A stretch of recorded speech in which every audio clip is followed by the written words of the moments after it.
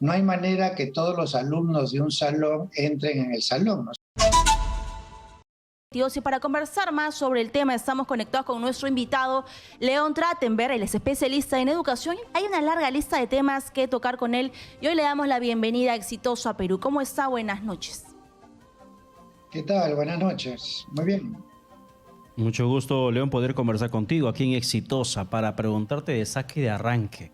¿Estamos en condiciones de regresar a la presencialidad? A ver, sacando el tema de la vacuna, hablando en el tema de infraestructura, en condiciones pedagógicas, ¿estamos listos para la presencialidad desde marzo? El tema de la presencialidad tiene que ver con el aforo, o sea, no solamente con la infraestructura. Si se mantiene la idea de que entre alumno y alumno tiene que haber 2 metros o 1,5 metros, no hay manera que todos los alumnos de un salón entren en el salón, ¿no es cierto? Porque un salón pensado para 30 o 35 alumnos solo podría recibir 10 o 12, dependiendo del tamaño, del aforo y de la distancia social. Y si yo tengo que recibir solo 12 alumnos en lugar de 30 o 35, entonces no me alcanza un turno, tendría que hacer 3 turnos. O hacer que los alumnos solo vayan al colegio una vez cada 3 días. Es decir, tendrían que haber fórmulas intermedias entre la presencialidad plena y la parcial que se podría con la infraestructura existente. Entonces, no es solamente un problema de infraestructura, sino también de las condiciones de aforo y los turnos para organizarse y poder recibir a todos los alumnos. Muy bien, pero también sigo yo con el hilo de esa pregunta, porque recordemos que los alumnos de colegios privados han tenido que emigrar, muchos de ellos a las escuelas nacionales por la falta de dinero, por la economía peruana. Frente a eso, ¿qué estrategia se podría realizar, Carlos Gallardo, ministro de Educación? Porque su comunicado dice clase presencial, no dice híbrida, semipresencial por turnos, dice presencial sí o sí para el siguiente año. Pero, ¿cómo trabajamos a partir de ello? Claro, y a eso, León, quiero agregar el datito que comenta Katiuska. Según lo que se informó, son por lo menos 200.000 los alumnos que migraron de escuelas privadas a las públicas el 2020. Claro, ahí hay 2 problemas. Uno, esos alumnos que han migrado, ¿en qué aulas les toca estar? Porque una cosa es sumarlos a un aula online y otra cosa es sumarlos a un aula física, real, que requiere espacio, requiere carpetas, muebles, requiere condiciones físicas que los colegios no necesariamente tienen, porque es como que los colegios tuvieran que construir aulas adicionales para acoger a todos estos niños que han pasado a la educación pública. Pero sigue siendo finalmente un problema de cómo darle cabida a todos en los colegios. En algunos casos que solo tienen turno de mañana, podrían hacer turno mañana y tarde y con eso duplicar la capacidad de recibir grupos más pequeños. Pero hay muchos colegios que ya tienen turnos de mañana y tarde y entonces no habría cómo recibir a todos los alumnos cada día. Inevitablemente van a tener que dividir los días en los que asisten los alumnos, salvo que el Ministerio de Salud cambie los criterios de lo que llaman distancia social. ¿A eso se estaría apuntando entonces con esa decisión que la califican como indeclinable, que no van a retroceder, esperanzados en el tema de la vacuna y que la pandemia esté mejor manejada el próximo año? Está bien, pero decir que es presencial no quiere decir que va a ser presencial los 5 días de la semana y todo el horario escolar completo. Puede ser que va a ser presencial para la mitad o 1/3 de las horas. O sea, la presencialidad no es sinónimo de ir los 5 días de la semana a las clases habituales, según lo que entiendo yo, por lo menos, porque me resultaría difícil imaginar cómo van a meter 35 alumnos por salón manteniendo las condiciones de distancia social y aforo actualmente existentes, que ni siquiera se cumplen en los colegios privados más grandes que hay en Lima. Así es, pero ahora bueno, ya hemos hablado un poco sobre esta estrategia, pues pasemos al tema del alumno. ¿En qué calidad, en qué condición llega el alumno que ha estado cerca de 2 años en clase virtual? ¿Por qué? Porque hay padres de familia que han formado colectivos muy grandes donde exigen que el Minedu pueda darle seguridad de protocolos en el transporte, pero también que pueda implementar mucho más psicólogos para acompañar al maestro y al alumno que se van a reincorporar nuevamente a esta presencialidad. ¿Esto será posible viendo la realidad, palpando lo que pasa aquí en territorio nacional? Bueno, es difícil imaginar que pueda haber un psicólogo para cada colegio porque supone decenas de miles de plazas que actualmente no están presupuestadas. No sé si las van a presupuestar o no. Sería una excelente idea que todos los colegios tengan psicólogos, por supuesto. Pero en relación a los daños emocionales en la salud mental de los alumnos que han sido detectados, hay que tomar en cuenta dos cosas. Uno, muchas veces los efectos perversos, perniciosos en la salud mental se detectan tiempo después, o sea, no de inmediato, sino tiempo después. Y entonces va a tener que verse las investigaciones que se hagan dentro de 2, 3, 5 años para ver en retrospectiva qué daños se ocasionaron a los estudiantes durante la pandemia. En el corto plazo, lo que hay son hallazgos de casos inminentes, ¿no es cierto? Alumnos con depresión, con angustia de muerte, con ansiedad, con aislamiento social, con comportamientos violentos porque están reacomodándose socialmente.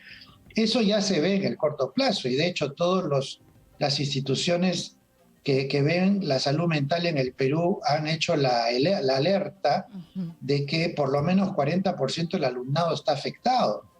Entonces eso obviamente requiere una atención especial, pero en el caso que no hubiera psicólogos, cuando menos los directores y profesores de los colegios tienen que ser capacitados, aleccionados para hacer de la acogida, del bienestar de los alumnos, de su tranquilidad, el elemento fundamental de su retorno. Porque si los alumnos ni bien retornan al colegio, inmediatamente le dicen que tienen que recuperar lo que han perdido en matemáticas, en literacidad, en historia, qué sé yo, estos alumnos van a entrar en trompo porque no les va a dar la cabeza para eso. Ya, entonces, ante esa situación, Leo, intentando sacarle vuelta a la adversidad, sabemos que el encierro también le afectó emocionalmente a todos los estudiantes, niños como adolescentes. ¿Podría ser una alternativa esta posibilidad de educación híbrida que también se está planteando? ¿Combinar lo presencial con lo digital, con lo virtual? ¿Puede ser una alternativa importante? Por supuesto, y no solamente una alternativa, sino que así va a ser la educación en el futuro, sin pandemia también. Es decir, los alumnos tienen que aprender a trabajar a distancia simultáneamente con aquello que hagan de manera presencial, porque así va a ser la educación del futuro, y tanto escolar como universitaria, de manera de que aunque puedan retornar totalmente a la presencialidad, yo no quitaría ese componente virtual que tienen que aprenderlo y tienen que dominarlo, porque así va a ser la educación en el futuro, ¿no? Tanto los profesores como los alumnos, inclusive dentro de un salón de clase. Aunque los alumnos estén dentro del colegio, es perfectamente posible que hayan horas de clase donde los alumnos están trabajando autónomamente con su laptop o su computadora, haciendo investigaciones, utilizando todas las posibilidades del acceso a Internet sin que el profesor tenga que intervenir. O sea, es como si estuvieran a distancia en casa, solamente que lo hacen dentro del colegio. O sea, debería ser parte de su manera habitual de trabajar en el colegio. Así es, pero también sacándole, como dice Pedro, pues la vuelta al mal asunto. Según la información oficial, hemos avanzado años en la digitalización gracias a la pandemia, ¿no? Porque ya la gente está mucho más acostumbrada a una era virtual, como pasa en los países de primer mundo. Pero si hablamos de etapas, ya hablamos de pues inicial, bastante golpeados porque están en la etapa donde van interactuando, vamos a primaria, secundaria, y llegamos a la etapa universitaria. Y según las cifras oficiales, hay una gran cantidad de deserción. O sea, estudiantes que no han podido continuar. ¿Por qué? Porque muchos de ellos se mantienen y han tenido que dejar las aulas para poder pues, protegerse y reactivarse económicamente. Y hoy día se aprobó en el Parlamento Nacional el bachillerato automático para hasta el año 2023. Flor Pablo, que fue exministra de Educación, dijo: estamos bajando la valla de la exigencia. ¿Cuál es su visión? ¿Cuál es su opinión?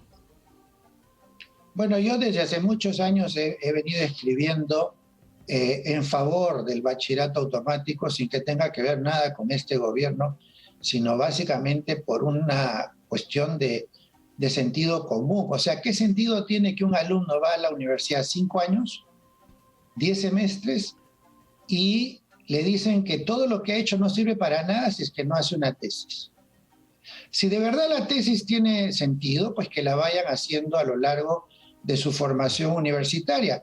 Pero ¿cómo es posible de que un alumno pueda aprobar todos los cursos de los 10 semestres, pero no sea competente para hacer la tesis? Algo anda mal en ese enfoque educativo de las universidades.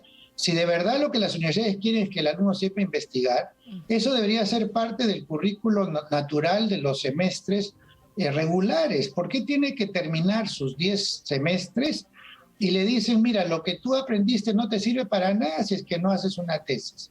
Una tesis para la que además los alumnos no solamente no están preparados, sino que además no hay los asesores expertos suficientes para orientarlos.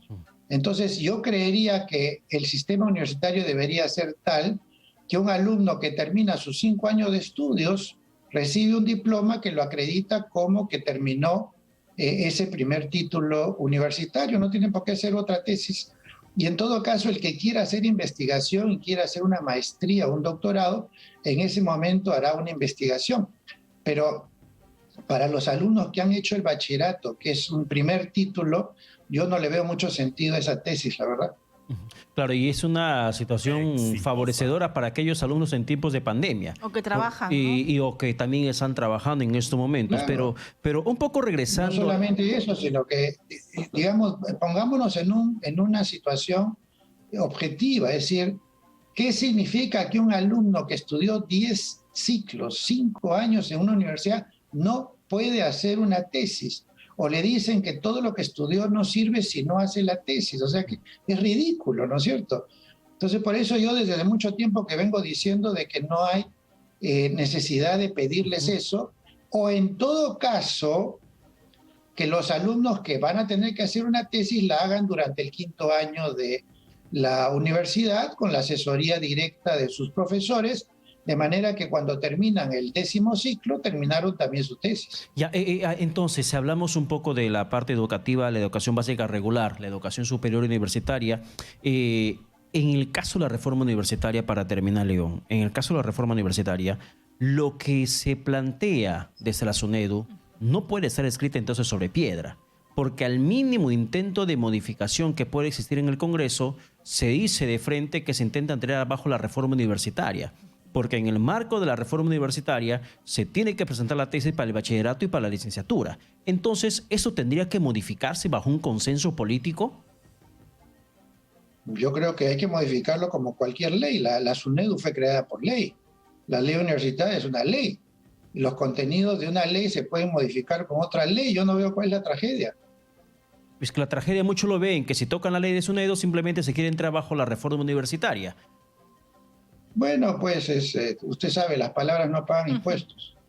Bueno, y es cierto, también malas decisiones no siempre son las mejores acciones. Pero bueno, León Tráttemer, muchas gracias por la comunicación. Muchas gracias, buenas noches. Bueno, encantado, hasta luego. Encantado.